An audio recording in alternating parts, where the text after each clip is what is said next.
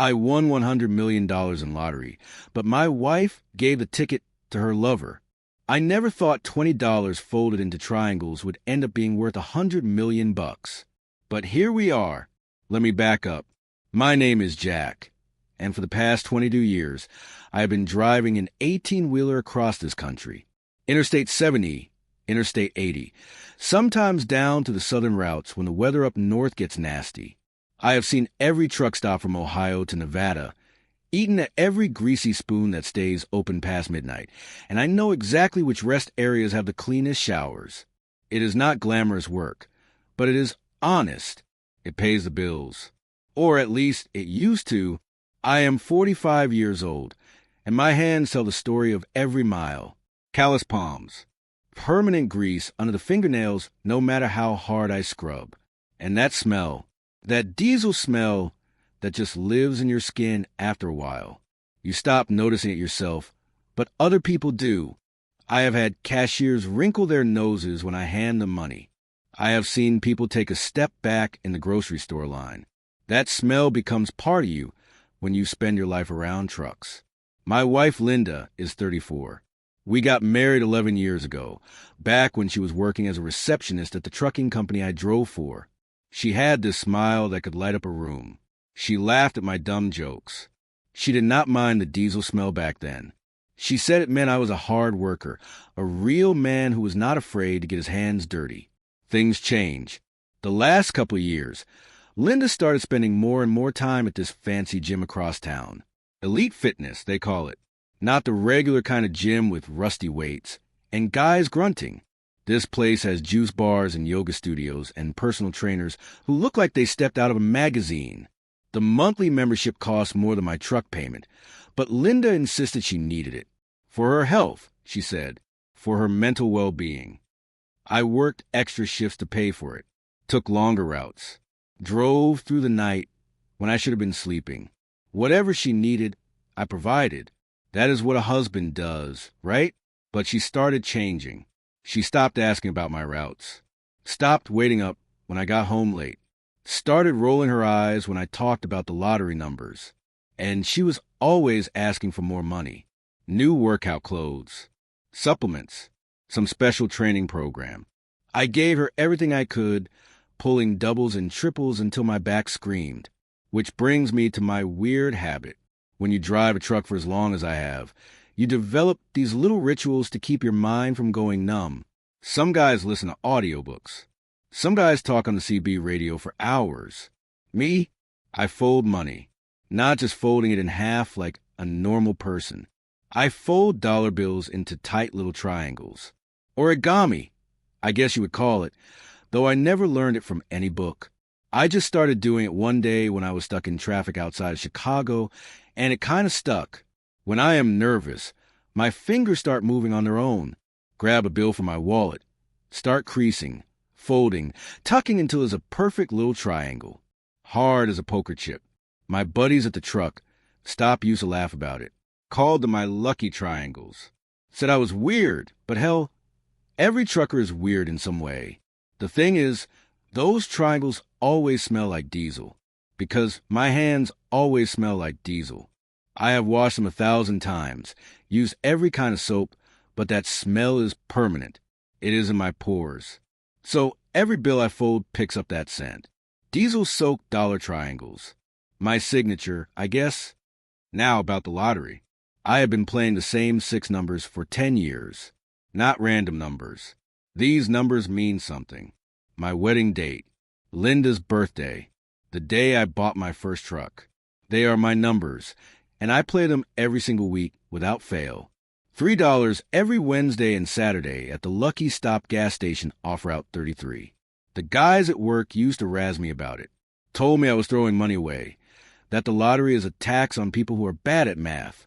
But I always figure, what is $3? I spend more than that on coffee. And somebody has to win eventually, right? Maybe it would be me. Maybe those numbers would finally hit, and I could stop driving until my vertebrae felt like crushed glass. This particular week, the Powerball jackpot had been rolling over for months. It started at 40 million, then 60, then 100. The news kept talking about it. Lottery fever. They called it. People were driving from other states just to buy tickets. By Wednesday, the jackpot hit $285 million. $285 million. The news anchors could barely contain their excitement. They interviewed financial advisors who talked about lump sum versus annuity payments. They showed footage of the last big winner, some lady from Florida who bought a mansion and promptly went broke within 3 years. Everyone had an opinion about what they would do with that kind of money. I knew exactly what I would do. Pay off the house. Buy Linda that new car she had been hinting about. Maybe take a vacation somewhere warm. Retire early and actually spend time at home instead of behind a wheel watching the white lines blur together. But mostly, I just wanted to not hurt anymore. See, 2 weeks before this drawing, I messed up my back. Really messed it up. I was helping unload a shipment at a warehouse in Pennsylvania, doing a job that was not technically mine, but the kid they hired was useless, and I wanted to get home. I lifted a crate wrong. Felt something pop in my lower spine, like a gunshot. The pain was unreal, not the regular ache I had learned to live with. This was different, electric. It shot down my leg and made my foot go numb. I could barely stand up straight. The company doctor said it was a herniated disc, gave me muscle relaxers, and told me to stay off my feet for at least a week. No driving, no lifting, just rest and ice and hope it heals on its own, because back surgery costs more than I make a year and the company insurance is garbage. So there I was, stuck at home on the couch, watching daytime television and feeling useless. Linda was annoyed, I could tell. She kept sighing these heavy sighs whenever she walked past me, like I had thrown my back out on purpose just to inconvenience her. Wednesday came around. Drawing day. I realized around lunchtime that I had not bought my ticket yet. Usually, I grab it on my way home from a run, stop at Lucky Stop, same as always. But I had been flat on my back since Monday, barely able to walk to the bathroom, let alone drive to a gas station. I called Linda. She was at the gym. Naturally, I could hear that annoying pop music they play in the background and the sound of weights clanking. I asked her if she could swing by Lucky Stop on her way home and grab me a lottery ticket. Same numbers as always. She knew them by heart after 10 years. She groaned, actually groaned, like I had asked her to drive to Canada. She told me she was busy, that she had a training session, that she did not understand why I wasted money on those stupid tickets anyway. I could hear the eye roll through the phone. I explained about the jackpot. $285 million. I reminded her that somebody was going to win it, and it might as well be us. Just stop for 5 minutes. That is all it would take. Another sigh. Then she said fine. Fine, she would do it. But she had to go because her trainer was waiting. The call ended before I could even say thank you. I felt bad asking her. I know she had her own life, her own schedule, but it was just a quick stop. 5 minutes. And those were my numbers. I had played them for a decade. I could not miss this drawing. Not when the jackpot was this big. Around 4 p.m, I needed to give her money for the ticket. Linda had come home briefly to change clothes before heading back out for an evening yoga class or something. She barely looked at me, just rushed around the bedroom grabbing her stuff. I called her over to the couch, reached into the pocket of my work jeans that were draped over the chair, pulled out a few bills. $23, to be exact. Enough for the ticket and whatever else she needed. But here's the thing. Those bills were already folded into triangles. I had been sitting there all afternoon, anxious about my back, worried about missing work, and my hands had been busy. Fold, crease, tuck. Fold, crease, tuck. By the time Linda came home, I had a little pile of triangle folded bills sitting on the coffee table. I handed them to her. 5 triangles. She looked at them like I had given her a handful of dead bugs. She asked me why I could not just give her normal money like a normal person. I shrugged, told her it was just a habit. She shook her head, muttered something under her breath about me being weird, and stuffed the triangles into her purse. I reminded her. Lucky Stop. Same numbers. She waved her hand dismissively and walked out. That was the last time I saw those $23. The drawing was scheduled for 10:58 p.m. I had been watching the clock, all evening like a kid on Christmas Eve. Linda was still out. Another late night at the gym. She had been having a lot of those lately. I was stretched out on the couch with a heating pad on my back, flipping between channels, waiting for the lottery show to start. My heart was pounding harder than it should have been. I mean, I never expected to actually win. 10 years of playing, and I had never matched more than 2 numbers. But something felt different that night. I had this weird buzzing in my chest. Anticipation. Hope. Stupid hope. The show started. Some overly cheerful host in a shiny suit talking about how this was a historic jackpot. $285 million. The biggest in 3 years. They showed graphics of what you could buy with that kind of money. Private jets, islands, mansions with more bathrooms than a normal person could ever need. Then they started the machine. Those little white balls bouncing around in the air, jets like popcorn. I had seen it 1,000 times, but tonight felt different. I was leaning forward despite the pain in my back, holding my breath. First number pops out. 12. That is my wedding date. June 12th. I felt my pulse jump. Second number. 23. Linda's birthday. February 23rd. My hand started shaking. Third number. 37. The day I bought my first truck. March 7th, which is 37 if you drop the 0. I was standing now, barely noticing the pain screaming up my spine. Fourth number. 41. The number of years my dad lived before he died. I included to honor him, for numbers matched. 4. Fifth number. 55. The highway I grew up near. Route 55. All 5 regular numbers were mine. I was yelling at the television now. Actual yelling. My voice cracked. I could not believe what I was seeing. Then came the Powerball. The red one. The big one. The one that makes a difference between matching 5 numbers for $1 million and winning the whole jackpot. The ball rolled out. 9. 9. The number of years I had been with the trucking company. When I met Linda. All 6 numbers. Perfect match. Every single one. I screamed so loud, I probably woke the neighbors 3 houses down. I jumped up from the couch and immediately regretted it because my back sent a lightning bolt of pain to my entire body, but I did not care. I did not care about anything except those numbers on the screen. The host was announcing it with this huge grin. Tonight's Powerball jackpot of $285 million has been won. Somewhere out there, someone is holding the winning ticket. That someone was supposed to be me. The website said the lump sum payout after taxes would be around $100 million. $100 million. I could barely process that number. It was more money than I could make in 10 lifetimes of driving trucks. I grabbed my phone with shaking hands and called Linda. It rang 4 times before she picked up. I could barely hear her over background noise. Music. People talking. She told me the signal was bad, that she was still at the gym or maybe grabbing dinner with some friends from her yoga class, and she would be home soon. I tried to tell her.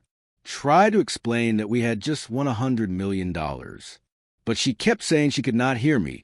The connection was breaking up, and she had to go. The call ended. I stood there in my living room, alone, holding a phone, unable to share the biggest moment of my entire life with my wife. I spent the next 2 hours pacing despite my back, checking and rechecking the numbers online, refreshing the lottery website over and over to make sure I had not hallucinated the whole thing. The numbers were real. The jackpot was real. $100 million after taxes was real. All I needed was a ticket. Linda finally came home around midnight. I heard her car in the driveway. I practically ran to the door, pain be damned. She walked in looking flustered. Her hair was messy, her face was flushed, and she seemed out of breath. She started talking before I could say anything. There had been an accident on Route 33, she said. Traffic was backed up for miles. By the time she got to Lucky Stop, she was running so late for her training session. She had meant to stop, really she had, but she just did not have time. She felt terrible about it. So terrible. I stared at her. My brain was struggling to process her words. She had not bought the ticket. I asked her to repeat that, slowly. She had not bought the ticket. She was sorry. There was just too much going on, and she was stressed, and she forgot. Forgot. I told her the numbers. Told her they had all come up. Every single one. Told her we would have won $100 million. The color drained from her face. She grabbed her head with both hands. Started making these choking sounds. Then the tears came. Not just tears. Full-on sobbing.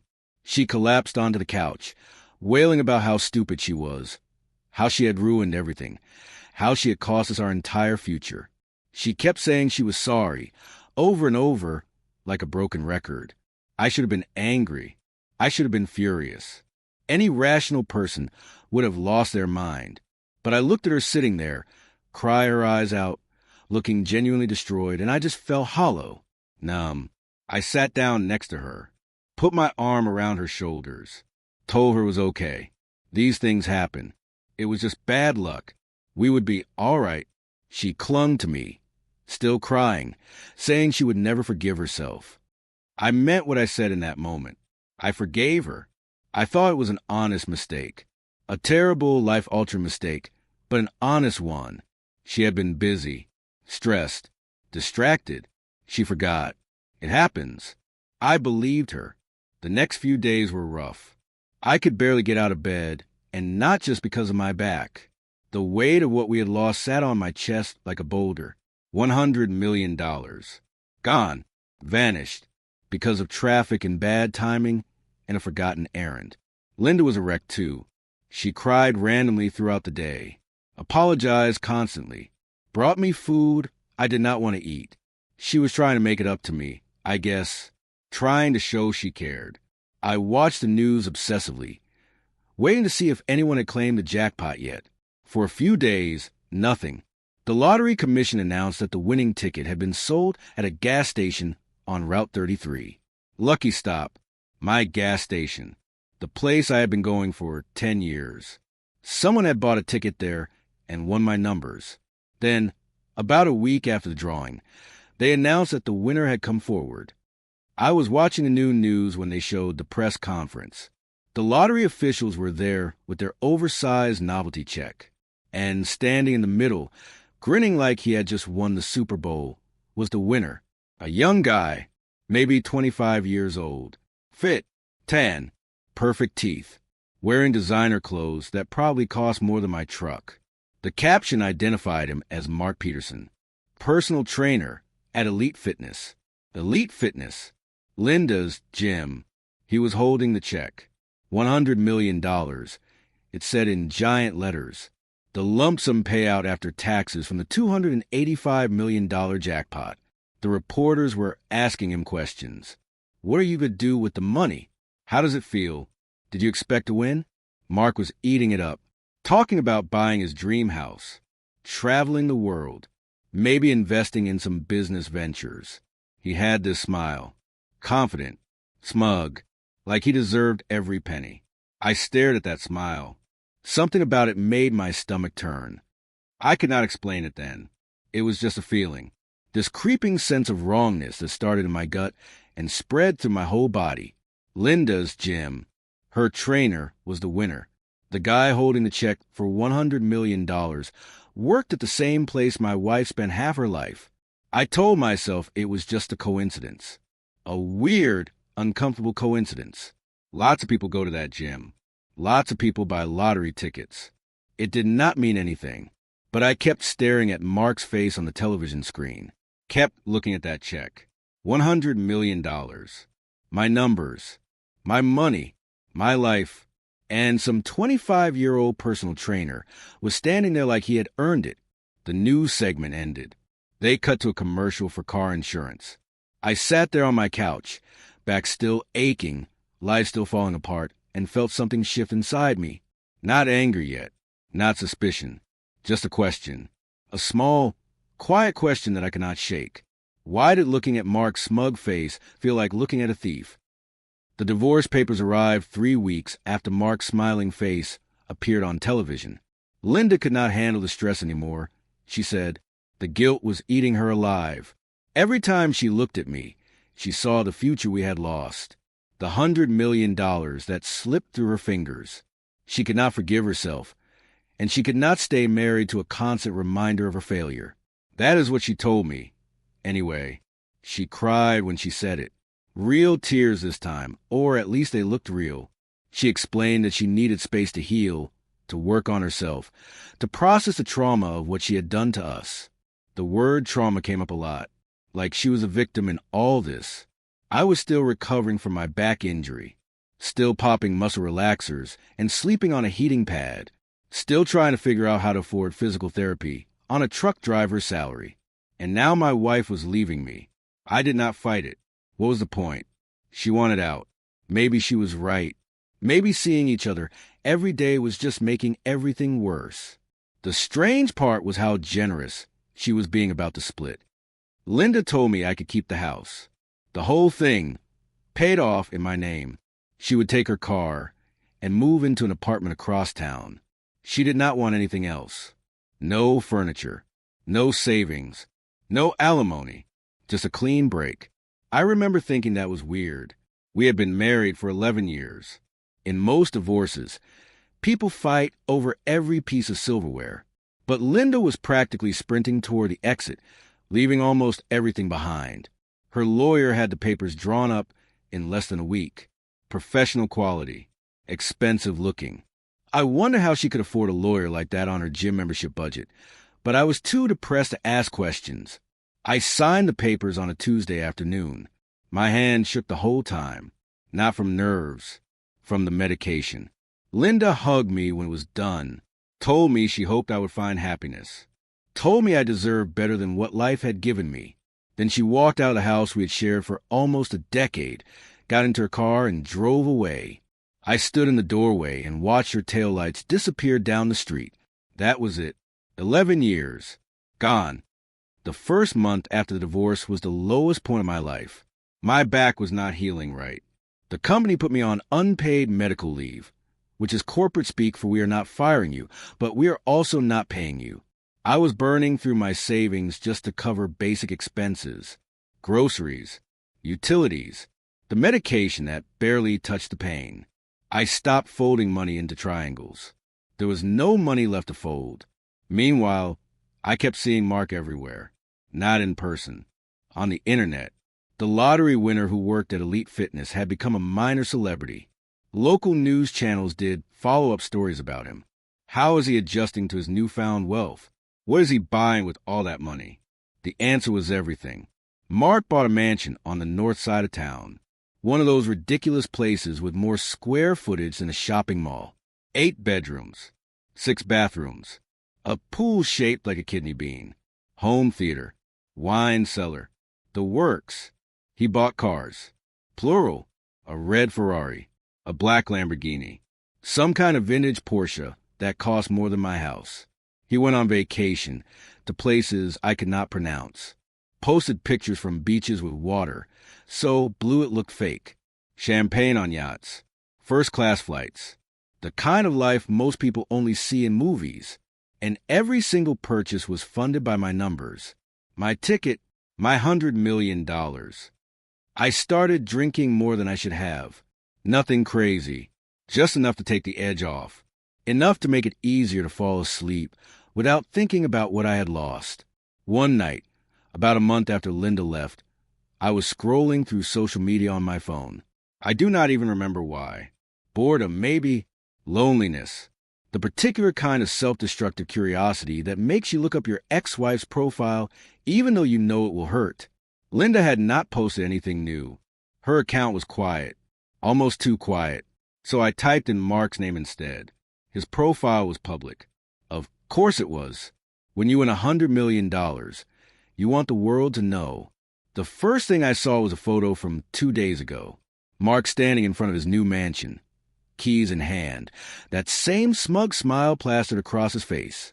The caption read, "First million spent. Best investment of my life." First million, like it was pocket change, like money was infinite. I scrolled further. More mansion photos, car photos, vacation photos, each one rubbing salt in a wound that would not close. Then I found something interesting. It was a party photo from the previous week. Mark had thrown some kind of celebration, at his new place. Looked like half the city showed up. People in expensive clothes holding champagne glasses. Catered food. A DJ. The whole 9 yards. The caption said, "Celebrating the first million in style. Thanks to everyone who came out. Life is good." I zoomed in on the faces. Did not recognize most of them. Fitness industry people, probably influencers. Hangers-on who suddenly appeared when someone gets rich. But then I noticed something in the background of one photo. Not the main focus. Just visible over someone's shoulder. A woman. Blonde hair. Thin. Athletic build. She was turned away from the camera, talking to someone I could not see. But there was something familiar about her posture. The way she held herself. And there was something around her neck. A necklace. Distinctive. Unusual. I zoomed in as far as my phone would allow. The image got grainy, but I could make out the shape. A pendant. Handmade. Rough edges. Asymmetrical. My chest tightened. I knew that necklace. I had made it myself 6 years ago, in a welding class I took at the community college. I was trying to learn a new skill, maybe transition out of trucking someday. The instructor had us practice on scrap metal, making whatever we wanted. I made Linda a pendant, melted down some old copper pipe, and hammered it into shape. It was not pretty, not professional, but it was unique, one of a kind. I had etched her initials on the back. She wore it all the time for the first couple of years. Said it reminded her that I was thinking about her even when I was on the road. I had not seen that necklace in a while. Figured she stopped wearing it when things started going bad between us. But there it was, in a photo from Mark's mansion, on the neck of a woman who looked an awful lot like my ex-wife. I clicked on Mark's profile again. Scroll back further. Months back, looking for more photos.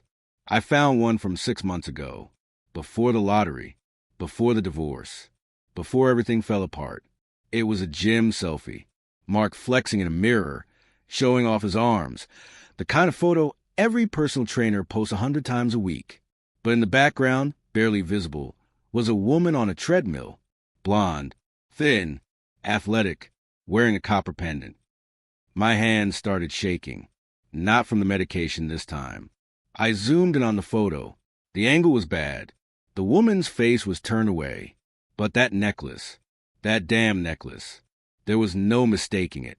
Linda had been at Elite Fitness 6 months ago, in the same frame as Mark, before he won the lottery, before he won my lottery. I sat there on my couch, phone in hand, staring at a grainy photo of my wife's necklace, and felt something click into place in my brain. They knew each other, not after the win. Before. Linda and Mark were connected before any of this happened. The timing was too perfect, too convenient. She forgets to buy my ticket. Traffic, accident, running late, all those excuses. And then, a week later, her personal trainer wins $100 million using my numbers. My numbers. How did he know my numbers? I needed to talk to someone. Anyone. But who? I had lost touch with most of my friends over the years. Driving cross-country does not leave much time for maintaining relationships. I scrolled through Mark's photos again, looking for anything else. Any other clue? That is when I saw the comment.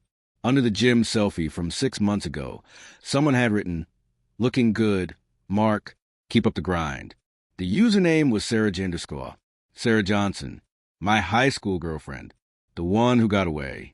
We dated for 2 years before she went off to law school, and I started driving trucks. Stayed friend for a while after that, but eventually life pulled us in different directions. I clicked on her profile. Sure enough, it was her. Older now, obviously, but still recognizable. Professional headshot. Bio that said attorney at law, specializing in family and contract disputes. She had commented on Mark's photo, which meant she followed him, which meant she probably knew him. I sent her a message before I could talk myself out of it. "Hey, Sarah, long time. I know this is random, but do you know the guy in your comment section? Mark Peterson, the lottery winner?"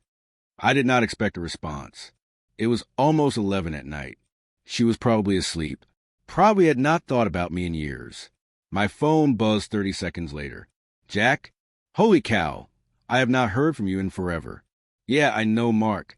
He trains at the gym I go to. Why? I stared at that message for a long time. Elite Fitness. Of course. Sarah went to the same gym as Linda, as Mark. It was all connected. I typed back, can we meet? I need to talk to you about something. It is important. Another quick response. Sure. Tomorrow work? There's a coffee shop on Main Street. Brewster's. Noon? I agreed, thanked her, put my phone down and tried to sleep. I did not sleep. Brewster's Coffee was one of those trendy places with exposed brick and overpriced lattes.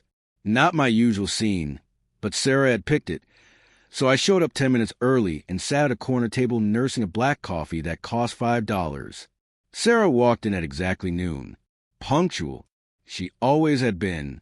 She looked good, professional, put together, wearing a blazer and carrying a leather bag that probably cost more than my entire wardrobe. Her hair was shorter than I remembered, streaks of gray that she was not trying to hide. She spotted me and smiled. A real smile. Warm. Genuine. We hugged. It felt weird at first, then familiar, like muscle memory from 25 years ago. She sat down across from me and ordered some complicated drink with oat milk and caramel. I stuck with my black coffee. We made small talk for a few minutes. Catching up, she told me about her law practice. I told her about my back injury and the divorce. She made sympathetic noises but did not pry. Then I showed her the photos. I pulled up Mark's profile on my phone, showed her the gym selfie with the woman in the background, zoomed in on the necklace. I explained about the pendant, how I made it, how Linda was the only person in the world who owned one like it. Sarah studied the photo, squinted at the screen. Then her expression changed. She asked me when this photo was taken. I told her, 6 months ago. She sat back in her chair, ran her hand through her hair, let out a long breath. Then she told me something that made my blood run cold. She knew Mark and Linda were involved. She had seen them together at the gym multiple times, flirting, touching, disappearing into the private training rooms for sessions that lasted way longer than they should have. She had not known Linda was my wife. Different last name after the divorce, maybe, or she just never made the connection. But yeah, Mark and Linda had been hooking up for at least 6 months, maybe longer. Everyone at the gym knew about it. It was not exactly a secret. I sat there trying to process that information. My wife, my personal trainer, for 6 months, while I was out driving trucks, while I was breaking my back to pay for her gym membership, while I was playing the same lottery numbers every week. Sarah reached across the table and put her hand on mine, asked if I was okay. I was not okay. I was the opposite of okay. But something else was clicking into place. A bigger picture. A worse picture. I asked Sarah if she thought it was weird that Mark won the lottery right after I lost my ticket, right after Linda forgot to buy it. Sarah's eyes narrowed. She pulled her hand back, picked up her coffee, took a sip, thinking. Then she asked me a question that changed everything. She asked if I thought Linda actually forgot to buy the ticket. The way she said it, the tone, like she already knew the answer. I told her about the divorce papers, how quickly they came, how generous Linda was, leaving me the house, not asking for anything, just rushing to end the marriage and get out. Sarah nodded slowly. Her lawyer brain was working. I could see it in her eyes. She asked me another question. Did Linda know my lottery numbers? Of course she did. I had been playing the same numbers for 10 years. She knew them by heart. Did she know when I played? Every Wednesday and Saturday. Same time, same place. Lucky stop on Route 33. Did she know how much the jackpot was that week? $285 million. I had told her specifically. Beg her to buy the ticket because it was the biggest jackpot in years. Sarah set down her coffee, leaned forward, looked me straight in the eye. Then she laid out for me. Linda did not forget to buy my ticket. She bought it, using my money, my numbers, my routine, but she did not give it to me. She gave it to Mark. They checked the numbers together when the drawing happened, saw that it was a winner, $100 million after taxes. Then Linda came home and lied, acted devastated, played the guilty wife who made a terrible mistake. Meanwhile, Mark claimed the ticket as his own. They waited a few weeks for things to cool down. Then Linda filed for divorce. Quick and clean. No fighting over assets because she did not need assets. She had $100 million waiting for her on the other side. All they had to do was wait for the divorce to finalize. Then she would be free to disappear with Mark and live happily ever after on my money. Sarah finished talking and sat back. I stared at her. My brain was screaming. My hands were clenched so tight, my knuckles were white. She stole it. Linda stole my lottery ticket, my numbers, my life, and handed it to her boyfriend so they could split $100 million while I sat alone in an empty house with a broken back and an empty bank account. I could not breathe. The coffee shop suddenly felt too small, too hot, too loud. I managed to say something. My voice came out rough, broken. I told Sarah that Linda had stolen my life. Sarah reached across the table again, grabbed my hand, held it tight. She told me we could get it back. All of it, every last cent. But we would need proof, real proof, evidence that would hold up in court. We needed to prove conspiracy, fraud, that the ticket was purchased with my money, that Linda and Mark planned this together, that the $100 million sitting in Mark's bank account was legally mine. I asked her how we do that. She smiled, not a friendly smile, a dangerous smile, the kind of smile a lawyer gets when they smell blood in the water. She told me we were going to build a case, piece by piece, document by document, until we had enough evidence to bury them both. Then we were going to take them to court and make them pay for what they did. We sat there in that coffee shop for another hour, planning, strategizing. Sarah pulled out a legal pad and started taking notes. What we knew, what we needed to prove, what our next steps were. She told me the pen was good. It established that Linda and Mark knew each other before the lottery. But it was not enough. We needed more. We needed to prove the ticket was bought with my money, my specific money, in a way that could not be disputed. We needed witnesses, documentation, anything that tied Linda to Lucky Stop on the day of the drawing. We needed to find out if anyone saw them together that day, if there was security footage, if there was any paper trail. It was a long shot, but it was the only shot I had. Sarah closed her legal pad, looked at me with those sharp eyes that had probably intimidated 100 opposing attorneys. She told me one more thing. This was not going to be easy. Mark and Linda had $100 million to hire the best lawyers money could buy. They would fight dirty. They would lie. They would do whatever it took to keep that money. But if we could prove what they did, if we could show conspiracy and fraud, the courts would not just give me half the winnings. They would give me everything, every single dollar, plus damages, plus legal fees, plus anything Mark had already spent that could be recovered. We could destroy them. I sat there listening to Sarah talk about legal strategy and courtroom tactics, and for the first time in a month, I felt something other than despair. I felt anger. Clean, focused, righteous anger. Linda had not made a mistake. She had made a choice, a calculated, deliberate choice to betray me, to steal from me, to ruin my life so she could run off with some pretty boy half her age. And Mark, smiling Mark with his mansion and his sports cars and his smug face on television, he was not just lucky. He was a thief, a knowing, willing participant in fraud. They thought they had gotten away with it. Thought I was too stupid or too broken to figure out. They were wrong. Sarah stood up, gathered her things, told me she would start making calls, reaching out to contacts, finding out if Lucky Stop had security cameras, if there were any witnesses. She told me to go home and write down everything I could remember about that day, every detail, every conversation, every moment leading up to Linda leaving the house with my money. Then she paused, put her hand on my shoulder, told me we were going to make this right.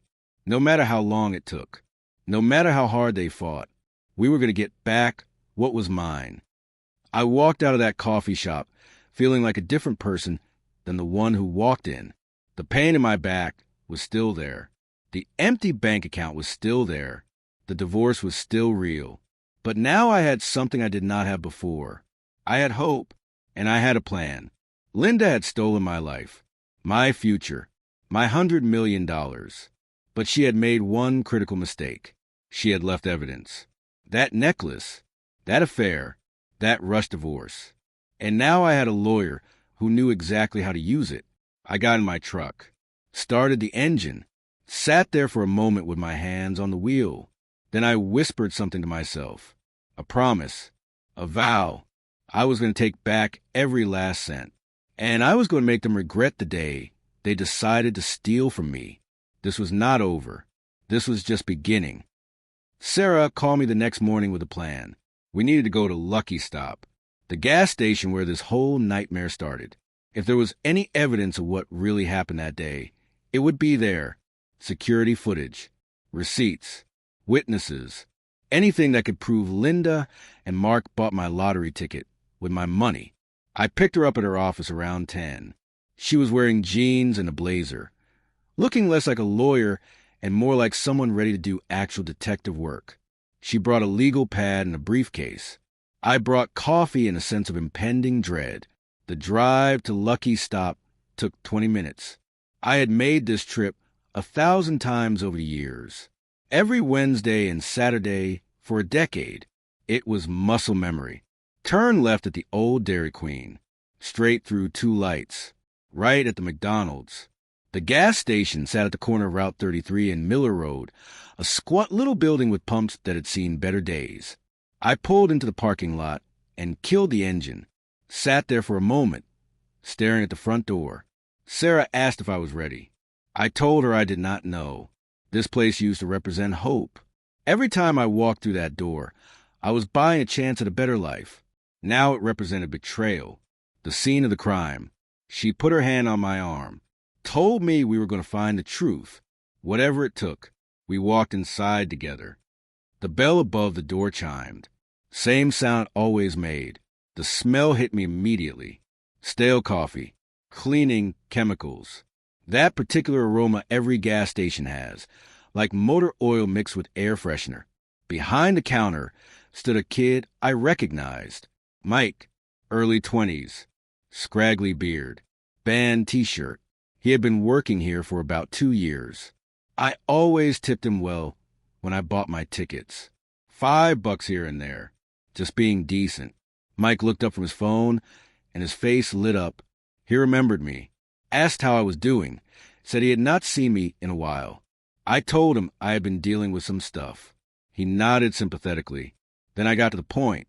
Asked him if he remembered the day the big jackpot hit, the $285 million drawing. Mike's expression changed. His eyes narrowed. He set down his phone.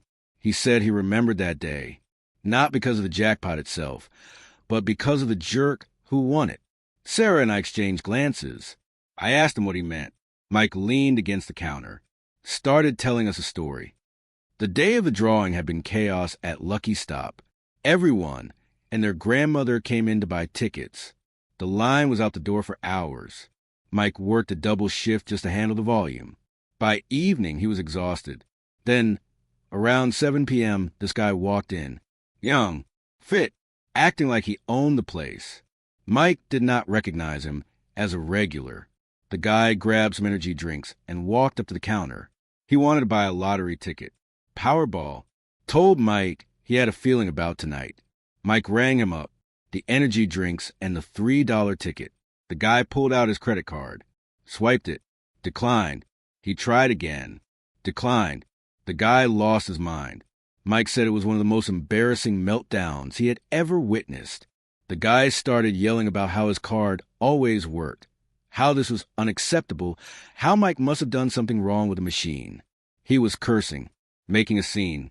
Other customers were staring. Then a woman walked in, blonde, pretty, athletic. She went straight to the guy and put her hand on his arm, trying to calm him down. Mike recognized her immediately. She had been in the store before, always with me. My wife. Sarah asked if he was sure it was Linda. Mike nodded, absolutely sure. He remembered her because she always seemed kind of annoyed whenever she came in with me to buy tickets, like she thought it was a waste of money. But that night, she was with a different guy. Mike said Linda talked to the angry guy quietly. Then she pulled out cash from her purse, paid for his energy drinks and his lottery ticket. But here's the part that stuck with Mike. The part he could not forget even if he tried. The money was weird. The bills were folded into triangles. Tight little origami triangles. Mike had never seen anything like it before. He had to unfold each one to put them in the register. And when he did, the money smelled. Not like perfume or cigarettes. Like diesel. Like a truck stop. He made a comment about it. Asked Linda if she worked at a garage or something. She brushed him off. Told him to just ring it up. She seemed nervous. In a hurry, Mike processed the transaction. Gave the guy his ticket and his drinks. They left together. He thought it was strange at the time. A woman paying for some guy's lottery ticket with folded up, diesel-scented cash. But he forgot about it until a week later when the news announced that the winner had bought his ticket at Lucky Stop. Mike saw the guy's face on TV. The same guy who could not get his credit card to work. The same guy who needed a woman to pay for his ticket. Mark Peterson, the $100 million winner. Sarah was writing everything down. Her hand was moving so fast across the legal pad, I could barely keep track. She asked Mike if he would be willing to testify to all of this in court, sign an affidavit, provide an official statement. Mike said absolutely. He remembered everything clear as day. And if there was security footage from that night, the store kept recordings for 90 days before they got deleted. Sarah asked when the drawing was. I told her exactly. 6 weeks ago. We still had time. The footage would still exist. Mike disappeared into the back office. Came back 5 minutes later with a manager, a middle-aged woman named Diane, who looked perpetually tired. Sarah explained the situation, showed her credentials, made it very official and very legal. Diane pulled up the security footage on a computer behind the counter, found the date, found the timestamp, 7 p.m. She turned the monitor so we could see. There they were, Linda and Mark, clear as day. The camera angle caught everything. Mark at the counter, gesturing angrily, his card getting declined. Linda stepping up, pulling cash from her purse. And there, visible even on the grainy security footage, were those unmistakable triangular bills. Sarah asked Diane if we could get a copy of this footage. Diane said she would need a subpoena. Sarah said she would have one by tomorrow morning. Mike spoke up, said he would write out everything he remembered, every detail. Sign it, notarize it, whatever we needed. We walked out of Lucky Stop 20 minutes later with a witness, a promise of video evidence, and a smoking gun that would destroy Linda and Mark's entire story. I stood in the parking lot, sun beating down, and felt something I had not felt in months. Power, control. The tables were turning. Sarah was already on her phone, calling her office, arranging subpoenas, scheduling depositions. She was in full lawyer mode now, ruthless, efficient, dangerous. She hung up and looked at me with a smile. Not a friendly smile, a predatory smile. She said we had them. The triangle money was my signature. No one else in the world folded bills like that. No one else smelled like diesel the way a truck driver smells. And Mike's testimony would prove that Linda paid for Mark's ticket with my cash. My specific, identifiable cash. The credit card decline was the cherry on top. Mark did not pay for that ticket. He could not pay. His card was rejected. Linda paid, using money I gave her. Money meant for my ticket. My numbers. The $100 million sitting in Mark's bank account was legally mine, and we were going to take it back. I asked Sarah what happens next. She told me we file a lawsuit. Fraud, conspiracy, theft of marital assets. We demand the full $100 million plus damages, plus legal fees, plus every penny Mark had already spent that could be recovered. Then we go to court and we destroy them. The lawsuit took 3 months to prepare. Sarah worked like a woman possessed, gathering evidence, interviewing witnesses, building an airtight case. Mike gave his official statement. Diane handed over security footage. Sarah tracked down receipts, bank records, everything that showed Linda and Mark's financial movements in the weeks after the lottery win.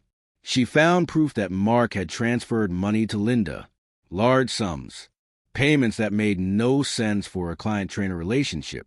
The paper trail was damning.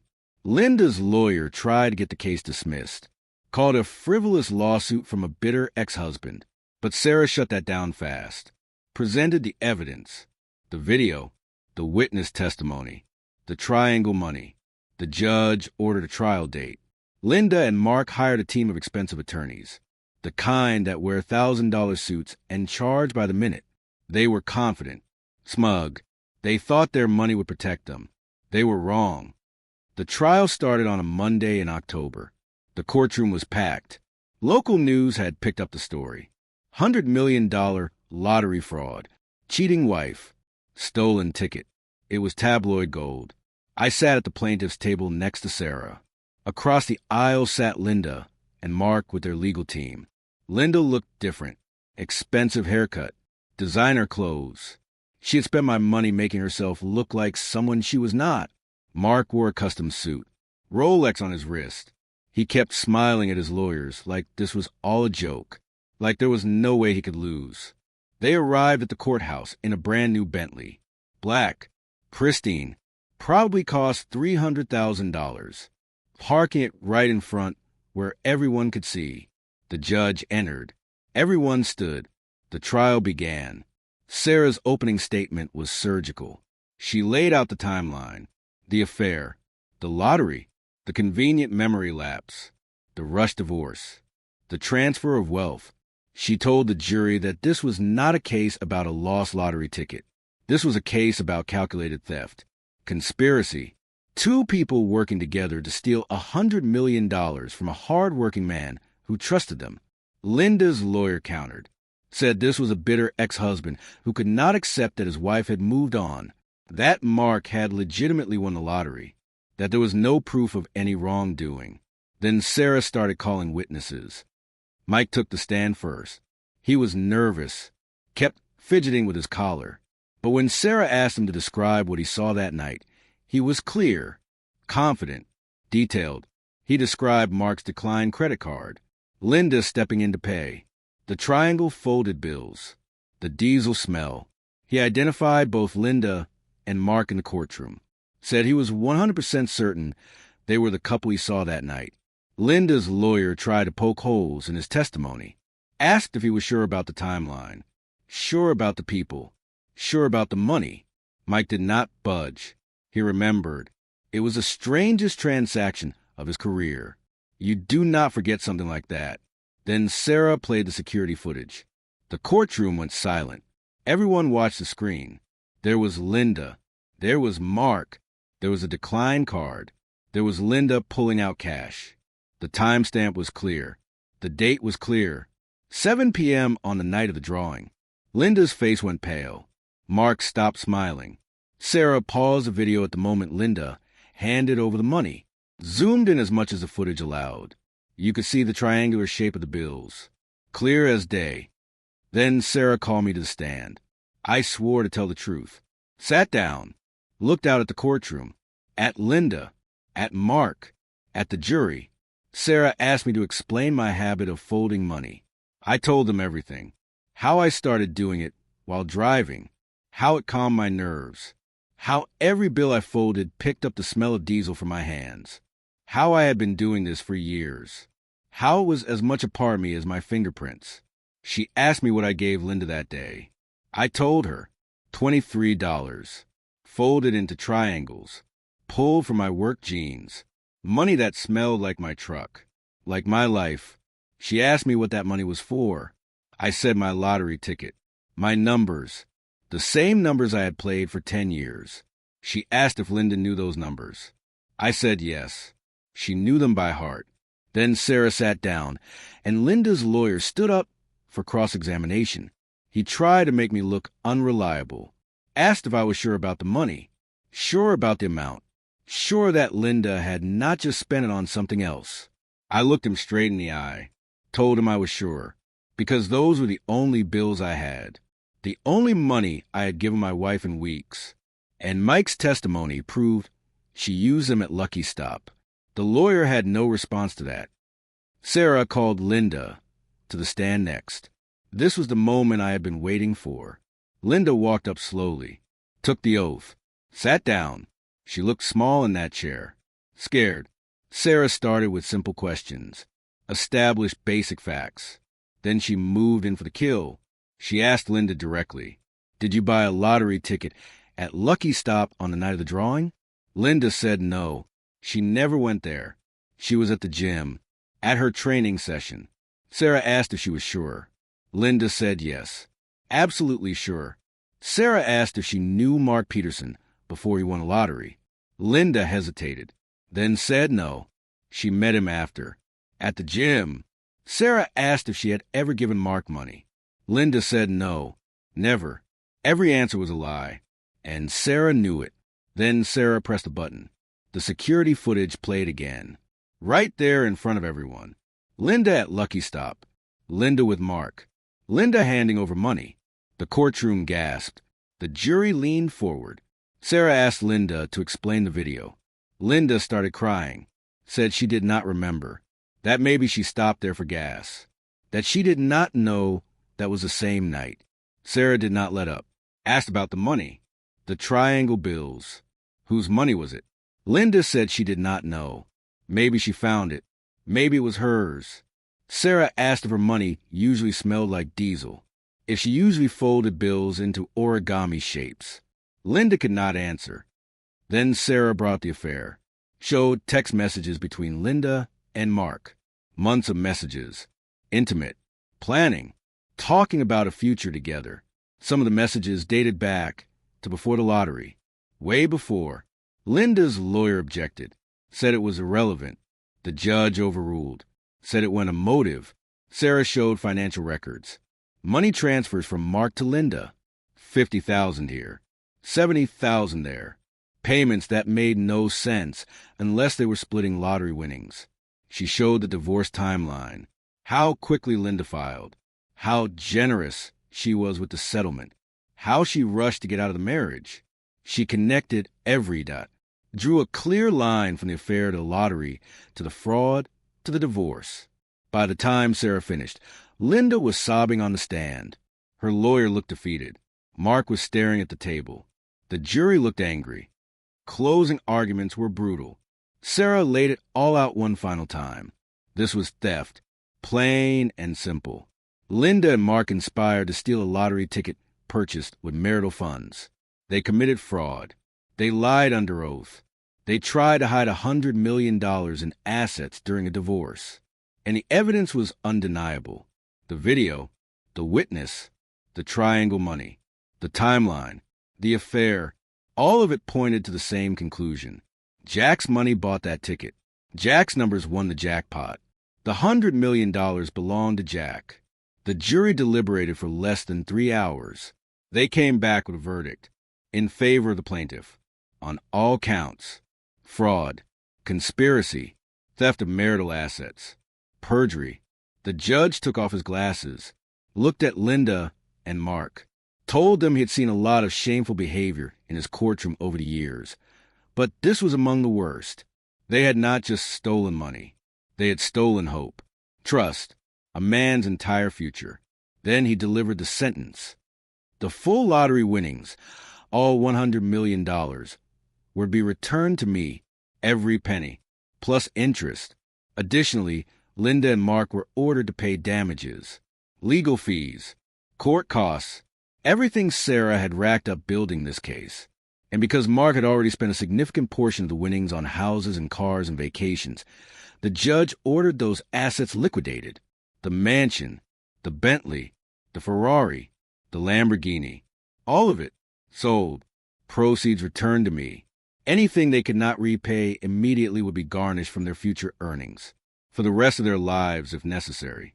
The courtroom erupted. Reporters started shouting questions. The bailiff called for order. Mark stood up, started screaming at Linda, blamed her for everything, said it was her idea, her plan. She ruined his life. Linda screamed back, said he was weak. pathetic that he could not even buy his own lottery ticket. Without her help, they were still yelling at each other when the bailiffs escorted them out, their expensive lawyers packed up and left without a word. I sat there in stunned silence. Sarah was grinning. She had done it. We had done it. Justice. The weeks after the trial were a blur. The lottery commission transferred the funds, all $100 million, minus what Mark had already blown, which came to about $18 million. But the court ordered the sale of his assets. The mansion sold for $12 million. The cars brought in another $1.5 million. Various investments and accounts added up to close to $4 million more. By the time everything was liquidated and transferred, I had $96 million in my bank account. $96 million. Linda and Mark were left with nothing. Less than nothing. They owed legal fees they could not pay. The IRS was investigating them for tax fraud. Their reputations were destroyed. Last I heard, Linda was working as a receptionist again, living in a studio apartment. Mark was teaching spinning classes at a budget gym. They were not together anymore. Turned on each other the moment the verdict came down. I did not feel bad for them, not even a little bit. I used the money wisely, paid off my house, bought a new truck, got the back surgery I needed. The pain that had plagued me for months finally went away. Then I started a business, a logistics company, bought a fleet of trucks, hired drivers, good people who reminded me of myself 20 years ago, paid them well, treated them with respect. The business took off. Turns out when you have $100 million to invest, people take you seriously. But I did not forget where I came from. I still drove sometimes. Got behind the wheel of one of my trucks and hit the open road. It kept me grounded. Reminded me that money did not change who I was. I was still Jack, still a truck driver at heart, just one who happened to be worth $100 million. Sarah and I stayed close after the trial. Started having coffee every week, then dinner, then more than dinner. She had saved my life, fought for me when no one else would. Believed me when I had nothing but a hunch and a handful of folded bills. We made official about 6 months after the verdict. Started dating. Took it slow. No rush. We had time.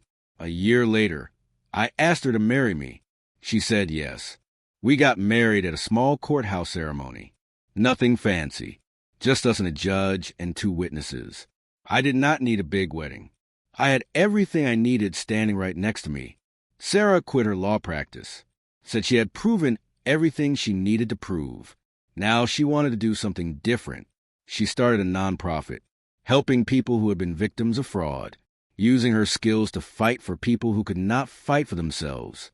I funded it, every dollar she needed. It felt right.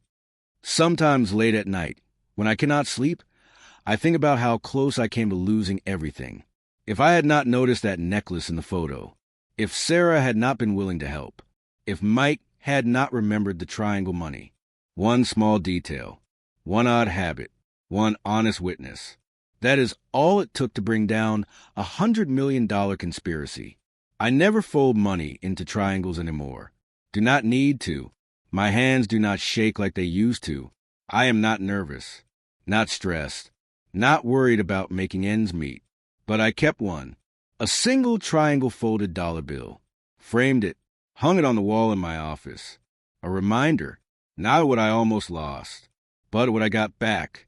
My life, my dignity, my future, and a woman who was worth more than all the lottery winnings in the world. People ask me sometimes if I would do it all again, if I would still play those numbers, still buy those tickets, still trust the wrong person. I tell them I do not know. Maybe, maybe not, but I do know this. I lost a wife who was worth nothing and found a woman worth everything. I lost my faith in people and got it back. I lost $100 million and fought like hell to take it back. And in the end, I did not just win the lottery. I won my life back. That is worth more than any jackpot, every single time.